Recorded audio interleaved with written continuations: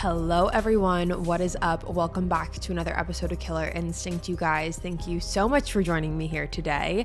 If you're new here, hi, my name is Savannah and I am your host of Killer Instinct. And before we get started, make sure you go ahead and hit that subscribe button. That way you never miss an episode. We post weekly here on the podcast every single Wednesday and you are not going to want to miss it. We also upload the video version onto YouTube on Wednesdays as well, so make sure you are subscribed.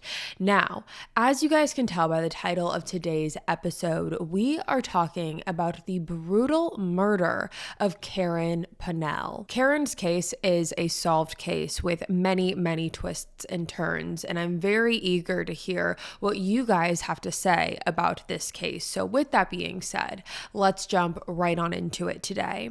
Karen Panell was born on February 10th, 1964 in Germany. She grew up in Georgia in the United States, being the youngest in her family with 5 older brothers.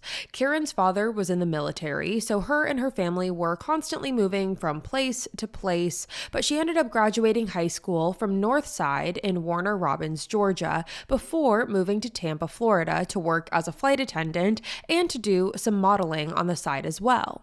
As a flight attendant, Karen was working for American Airlines, and all of her coworkers have said that Karen was the type of person that you would want as your flight attendant. She was perfect for the job. She was always positive. She had a smile on her face. She had an optimistic outlook on life. She was always greeting people, had a very warm personality. And Karen, as far as her personal life was concerned, she really was known as the glue. She was the glue that kept her friends together, her family together, and her loved ones were really her number one priority in life. Now, as far as Karen's romantic relationships were concerned, Karen did not have the best luck pertaining to relationships. She did not always pick the best men. Most of her relationships ended up being very toxic, very abusive, and she actually was married prior to her murder. When Karen got married, she obviously was optimistic and hopeful that the relationship would work. However, 5 years later, the two ended up getting a divorce. Now, around the time that Karen got a divorce, this was also when Karen received some pretty upsetting and life-changing news, and that was that Karen had been diagnosed with multiple sclerosis. This was obviously devastating news for Karen, but luckily she had a great support system in her family and her friends that really rallied around her during this time. And at this point in her life, Karen was all about living life to the fullest. She was not going to let MS slow her down, and this was her new philosophy and outlook on life.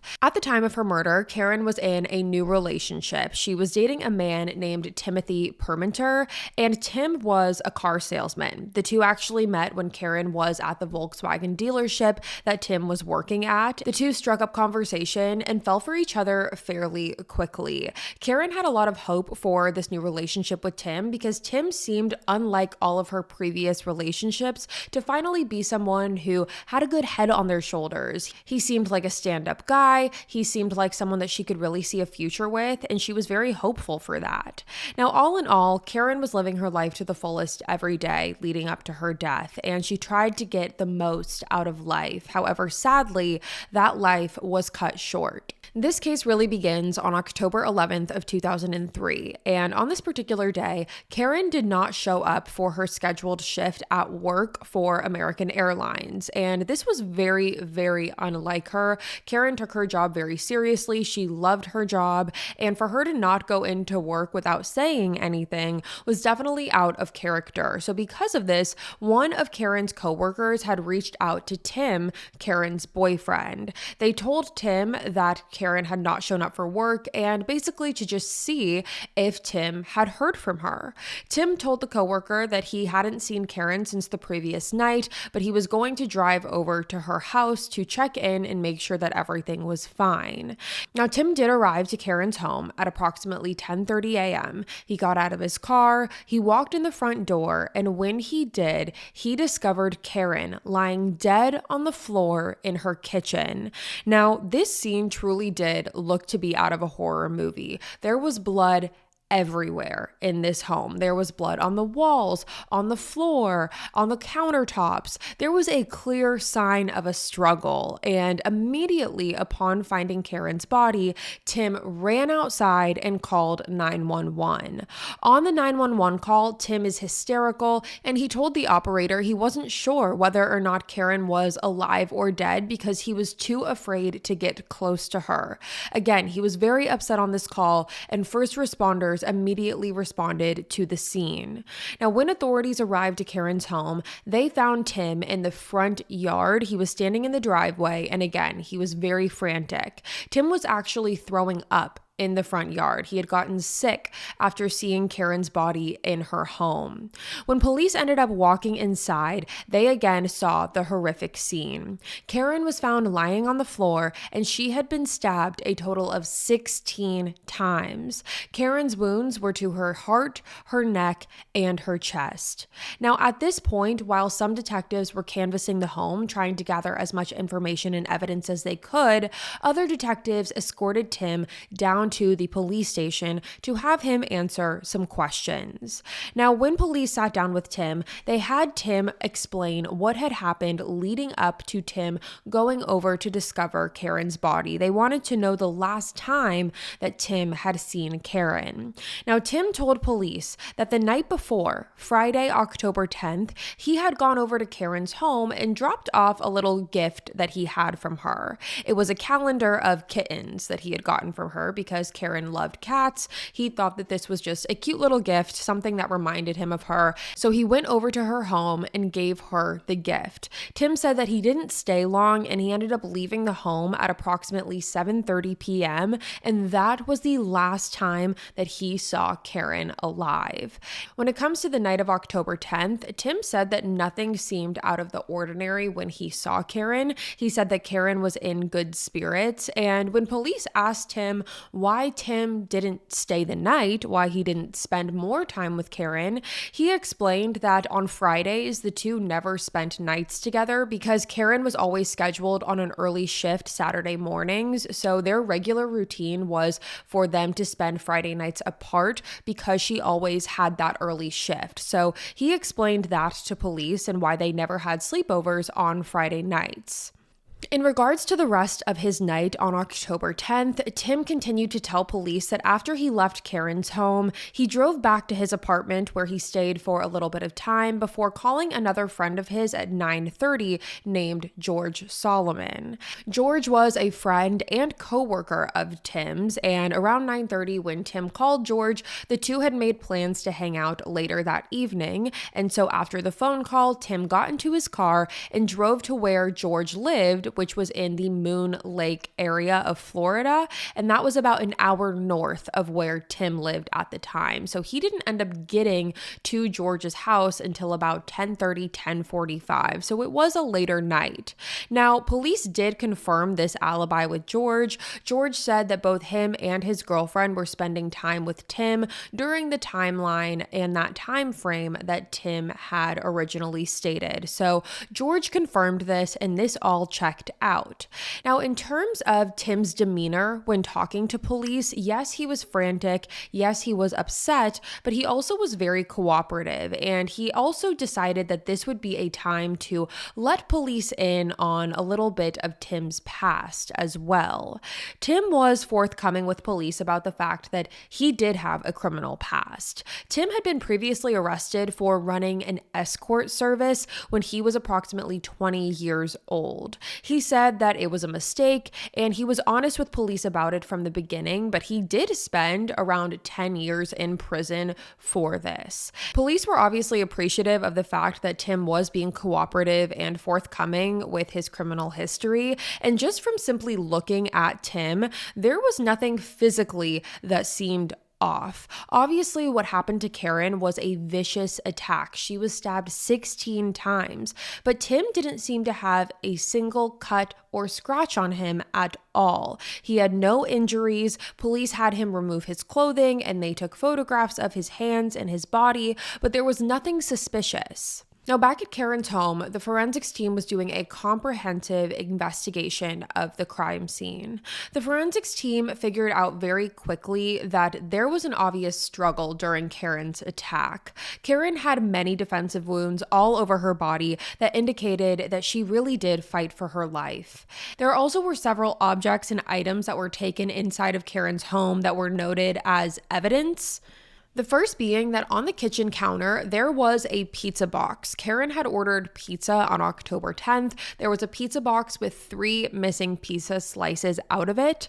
Outside of the home as well, there was a bird bath that had been flipped over. It had been knocked over outside. And also the cable box of the home had been opened, which really led police to wonder if this could have potentially been a robbery gone wrong, if someone was trying to cut the wires to the home. And additionally, Karen's purse was found inside of the home, knocked over on the stove, almost as if someone had been trying to quickly take whatever they could out of it. So again, the robbery gone wrong theory was one that was heavily considered by investigators initially, but as they continued to canvass the crime scene, they noticed something that would completely change the direction of this case, and that was a message on the wall written in blood.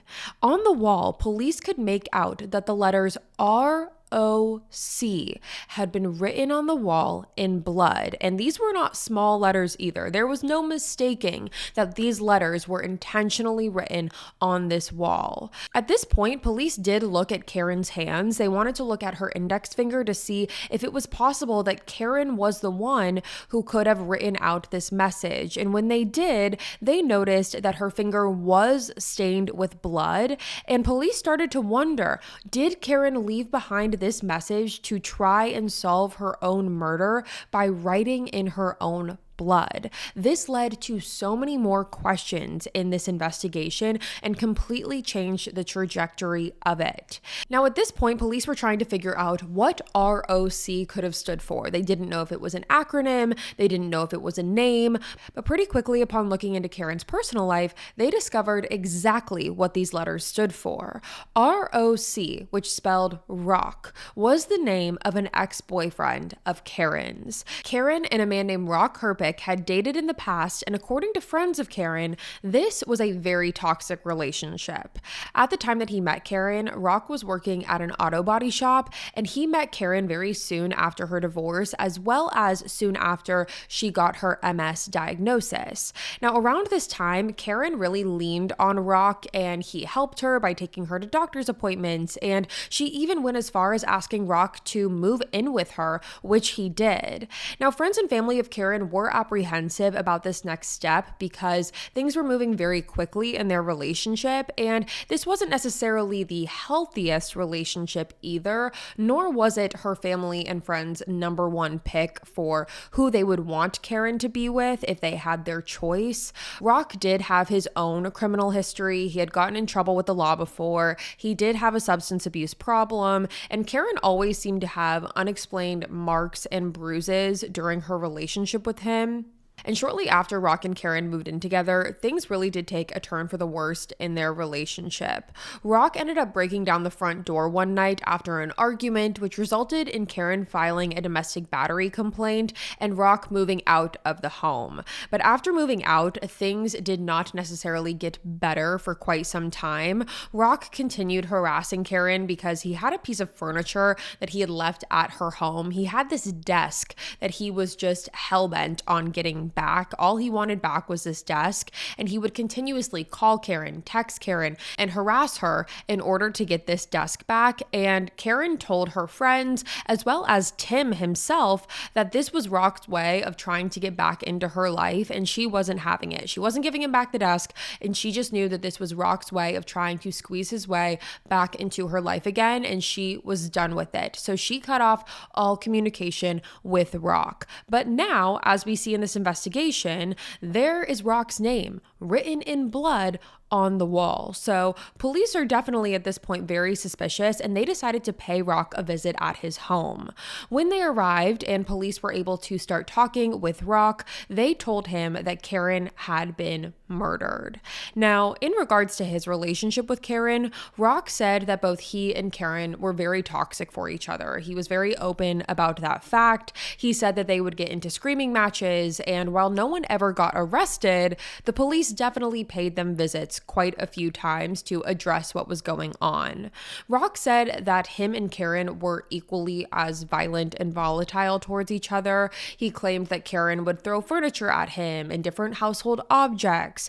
Rock admitted that after he moved out, he did call Karen multiple times for this desk, but Karen wouldn't let him have it, and ultimately he moved on from it.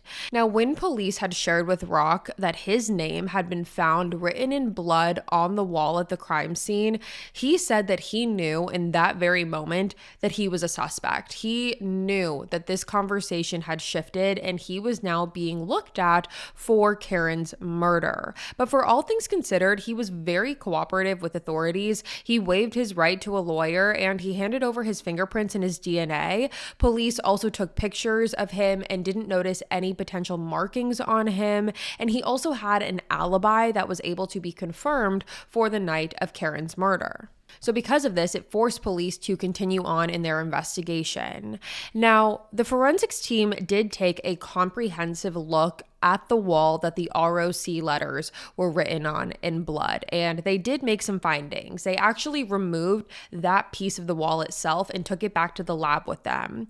They noticed that the ROC that was written on the wall, the Rock name, they noticed that that was written over blood spatter that had been dried onto the wall. So there was already dried blood spatter from the murder on the wall, and ROC had been written over it, but the blood spatter that was previously there was not smeared, it did not move, which told police that the ROC had to have been written after the blood spatter had dried on the wall. So at the forensics lab, the investigators did testing on this, and they recreated the blood spatter and used animal blood to try and see how long it would have taken to have the blood spatter dry before the ROC was written over it. And what they discovered is that it would take about 20 minutes for that blood spatter to dry before those letters were written on top of it without the blood spatter moving. And those 20 minutes, because of these findings, is how long investigators believe it would have taken before the ROC was written on the wall. So for them, they are now discovering that the ROC wasn't written until at least 20 minutes after that blood spatter was painted onto the wall. Now, along with that, investigators did try to see if they could find fingerprints from the Rock ROC written on the wall to confirm who wrote it, but there were no fingerprints found. But instead, what they did find was that there was almost a polka dot-like pattern found in the writing. And at first glance, when police saw this, they were very confused, but that is when they remembered that there was a gardening glove that was found on the kitchen table in Karen's kitchen. Now, at that point, when police found this gardening glove, there was only one of them. So the other one was missing. There was only a singular glove without its pair. And on the palm side of these gardening gloves, they had that rubber, almost nubbed material that's used for gripping. And this is when a light bulb went off for authorities, and they wondered if whoever wrote the ROC wrote it with these gloves on, or wrote it with the pointer finger of these specific gloves, which is why you had that rubber material that was found within the writing. Now, along with all of these new discoveries, police also learned that Karen was left-handed. And this was incredibly important because the blood that police had found on her pointer finger, as I initially had stated, that was found on her right hand. There was no blood found on Karen's left hand. So because of that, it really does make it hard to consider that Karen Karen would even write ROC to begin with because that's not her dominant hand. It's not the hand that she would write with. But along with that, due to the extent of Karen's injuries, the medical examiner concluded that she would not have been able to write ROC on the wall after her attack because of how severe her attack was. Her spinal cord was 90% damaged from the attack, so she would not been able to move after that attack whatsoever, let alone 20 minutes afterwards, because again, we're looking at those 20 minutes being how long it took for the blood spatter to dry before the ROC was written on the wall. The medical examiner said that would not happen. That is not possible. Now, these findings made police confident that Karen was not the one who wrote ROC on the wall. So this now led police to wonder who did. And this new discovery of Karen not being the one to write this on the wall, it really took Rock out of the potential list of suspects for authorities for a multitude of reasons. Not only did Rock have an alibi, but along with that, knowing that Karen could not have written Rock's name, it pretty much takes the possibility of Rock writing his own name on the wall out of the equation, because why would Rock implicate himself? He wouldn't have. He wouldn't have killed Karen and then written his own name on the wall in blood. It did not make sense. And again, Rock had an alibi. He was at home on the night of Karen's murder, and that was about an hour and a half away from where Karen lived. And they were able to confirm this through cell phone records. So Rock was cleared. But what it did show to police was that whoever did this was trying to frame Rock. This was someone who knew who Rock was, someone who knew about the relationship between Karen and Rock. And so because of this, it really narrows down the suspect pool, because now this does not leave an open suspect list. It is not just anyone who could have done this. This was someone who knew Rock and knew that Karen had a relationship with him. And that was a small list. Police had looked at all of the men that Karen had dated or had relationships with, but all of these men were cleared. None of Karen's other ex-boyfriends were in the vicinity of Karen's house on the night of the murder, except for one, and that would be Tim. Police are now doing a little bit more of a deep dive into Tim and Karen's relationship. And what they learned was that Tim was not always the most truthful with Karen. Like I mentioned in the beginning, Tim and Karen, when they first met, Karen was very excited because she felt like she had met someone who had a good head on their shoulders. He seemed to be a good guy. But what police learned was that Tim had been lying about his past. When Tim met Karen, he told him that he had been a Navy SEAL, that he was involved in these top secret missions, and that is why he had certain injuries or scars on his body. But it wasn't until months into them dating where Tim finally revealed that none of that was true. Tim had to come clean to Karen and tell him that he spent over a decade in prison for his escort business. And Tim has said that he has felt like once Karen knew the truth about him, she became frightened of him. And this assumption was true because Karen was then telling her friends and her family that she was afraid of Tim. She grew to be afraid of him. And friends and coworkers had also said that they suspected that there was physical abuse in Tim and Karen's relationship. Her oldest brother as well has also claimed that Karen confided in him that Tim had choked her on one occasion. And her brother tried to convince Karen to file a police report of the incident. However, that never happened. There were also times where Karen would wear turtlenecks to work in the middle of summer in Florida, leading others to suspect that she was trying to cover up potential markings. So it is very clear that this good guy act that Tim was trying to portray was not exactly who he was beneath the surface. Now, Tim has said that he had put on this persona, this facade, if you will, of this good guy act and lying to Karen because he felt like Karen would not like him otherwise. He was worried to come clean with her in the beginning because he felt like if she knew the truth about him, she would not want to be with him. And so that is why he lied. But ultimately, ultimately he had to come clean. So at this point in the investigation, with all of this information the police now have, police went back to the evidence that they collected at the crime scene. And as I mentioned earlier, there were a few findings that police had discovered. There was Karen's purse, there was the gardening glove, but there also was a pizza box that I mentioned. And that pizza box was missing 3 slices. And when scanning the pizza box for fingerprints, forensics did find fingerprints on the box. They found Karen's, but they also found Tim's fingerprints. Now, you might not initially think that this is a big deal because Tim had explained that he had gone over to Karen's home that night, but what's important here is the timestamps.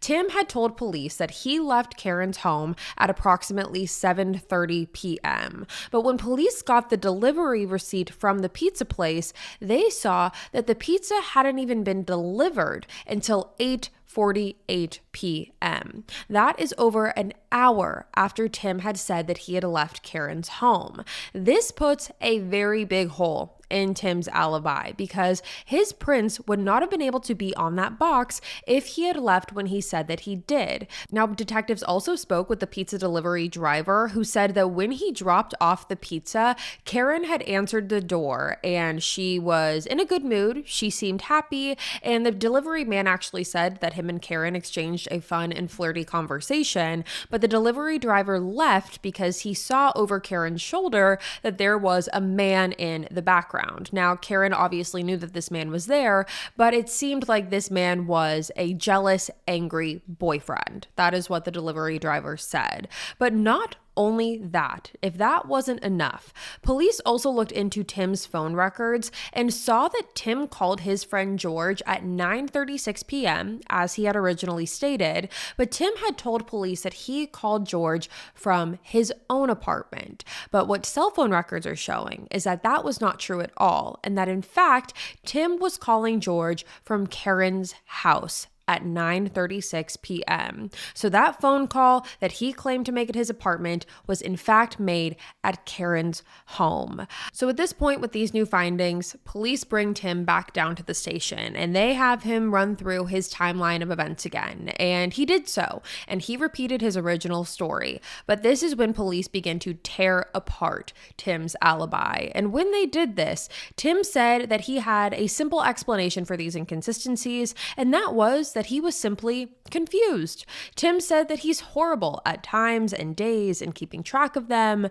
but during the interrogation, police said that at this point in the conversation, there was an obvious shift in Tim. The detectives that were in the room with him said at this point, Tim put his head in his hands and left them there for about 2 minutes into the table, and when he looked up, they claimed that he looked like a completely different person. Tim's eyes had gone dark, his face had dropped, and the detective actually described it as if Satan had just walked into the room. Now, during the interrogation, Tim did not confess, but he said at that point he knew he was going to be pinned for Karen's murder because he was the one who discovered her body. Now, at this point, police had enough evidence to arrest him, and that is exactly what they did. They believe that Tim killed Karen after Karen tried to end the relationship with Tim after she learned the truth about him and his past.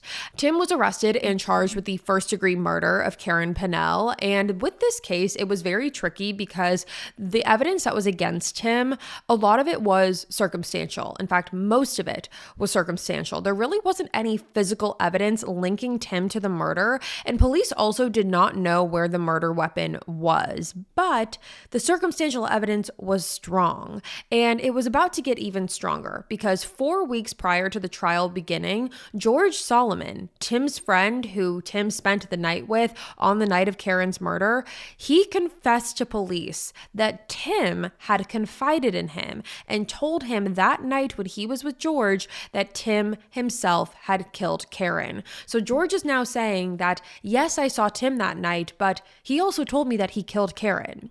George said that when Tim called him that night, he confessed to killing Karen on the phone. Now, this case took 4 years to get to trial, and Tim did plead not guilty, and the defense really pushed the fact that all of the evidence against Tim was circumstantial. They said that Tim was the easy person to point the finger at, but that does not mean that he was the person who did this. The defense also really tore into George Solomon, saying that it didn't make sense for George to invite Tim over to his house with his girlfriend if Tim really did confess to murder. It seemed like an odd invitation to hand out to someone who just confessed to being a killer. And along with that, the defense argued that there were no physical markings on Tim. The police also searched his car and his apartment, and there was no physical evidence found. Now, the prosecution, on the other hand, they brought up George Solomon to testify, and he painted a very different story. George said that when Tim called him the night of October 10th at 9:30, he did not immediately confess to the killing. He told George that he wanted to talk to him about something in person, and so when George invited him over, that is when Tim confessed to the murder. And according to George, he said that Tim confessed to him that leading up to the killing, Tim and Karen had gotten into an argument because Tim had recently quit his job at the car dealership. So Tim and Karen got into an argument about Tim quitting his job, and then the argument escalated and he used a knife to kill her. He even told George, according to George, that he used Karen's finger to write the name of Karen's ex-boyfriend on the wall. Now, detectives in this case also took the stand, and they talked about some neighbors of Karen's who said that they saw Tim's car at Karen's home far beyond the 7:30 mark when Tim claimed that he left. One neighbor even said that they saw Tim's car in the driveway until 2 o'clock in the morning. Now, after 4 hours of deliberation, the jury finally reached a verdict, and that is that they found Tim Permenter guilty of first-degree murder. Now, Tim himself has claimed that he's not surprised by the verdict. However, he has always said that he was not the one who killed Karen, and he is hopeful that one day the truth will be revealed and he will be released from prison. And that, you guys, is the case of Karen Panell. I'm so curious to hear what you guys have to say about this. Do you believe Tim or do you not believe Tim? Do you think Tim is responsible for this? Or do you think that there's another explanation here that could potentially explain the lack of physical evidence? I'm so curious to hear what you have to say. So please let me know in the comments below. But with that being said, you guys, that's going to be all for me today. Thank you guys so much for tuning in to another episode of Killer Instinct. Again, if you're new here, hi, my name is Savannah and I am your host of Killer Instinct. Again, before you leave, make sure you go ahead and hit that subscribe button. That way you never miss an episode. We post weekly here on the podcast every single Wednesday. You guys are not going to want to miss it. I will be back next week with a brand new one for you guys. And until then, stay safe. Bye, guys.